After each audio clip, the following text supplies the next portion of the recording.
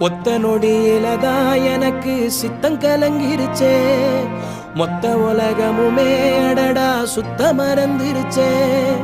நெத்தி நடுவில் அலங்கரி சுத்துது, நெஞ்சு குழியில கவுளி கத்துது, தீக்கங்குல பால் சட்டிய போல் பொங்குறேனே.